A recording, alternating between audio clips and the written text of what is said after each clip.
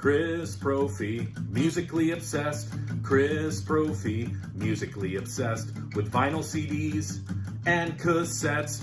Chris Prophy, musically obsessed. Oh yeah!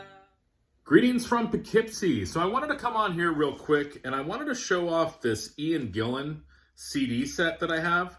And it's not everything that Ian Gillan has done solo or with a band after he left Deep Purple, but the record company Etzel, and these are import CDs, put together this set, and I always thought this was cool. When you get all of them, Ian Gillan's looking at you and he's telling you thank you for buying all these CDs and making this cool picture. So I was looking at my CDs today. I noticed that Ian Gillan was looking at me, so I figured I wanted to show these off. Now, Ian Gillan, one of my favorite vocalists of all time, of course, sang with Deep Purple, but he's got a lot of solo records beyond these. He also was with the Ian Gillan Band, and the first couple records with the Ian Gillan Band, they were almost like jazz fusion type things.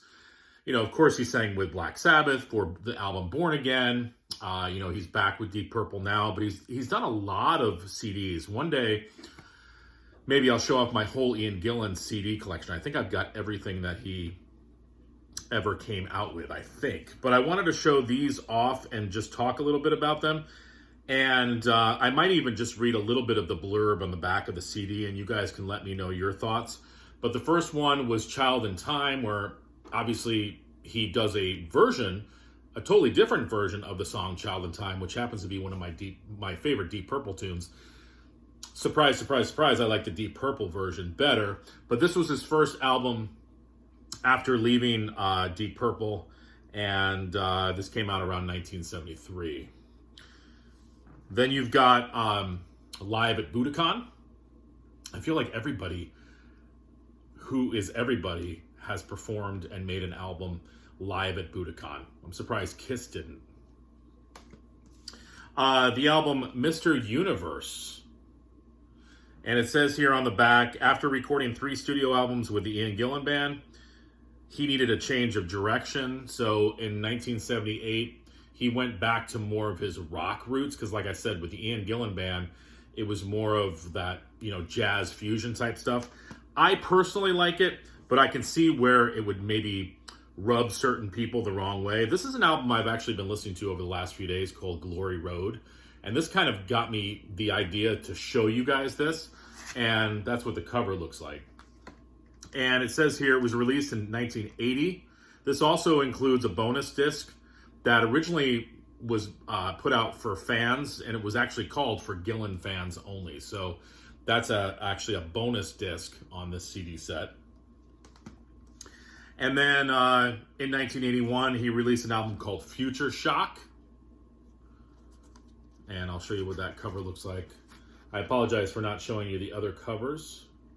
I don't know a lot of these songs as well as I know the Deep Purple songs. You know, I've listened to these CDs. I've been listening to Glory Road quite a bit, but I think I'm gonna kind of work my way through these CDs again. I remember liking them. They're sort of all different styles of hard rock. And then a double album called Double Trouble, which one LP was studio stuff and the other was live in Reading. So that's what the cover of Double Trouble looks like. And then the last one here was an album called Magic. And I always thought that cover was pretty cool. Yannick Gers plays on here. So Yannick Gers, sort of the traveling minstrel of guitar players. Obviously played with Bruce Dickinson on his solo record, now is in Maiden.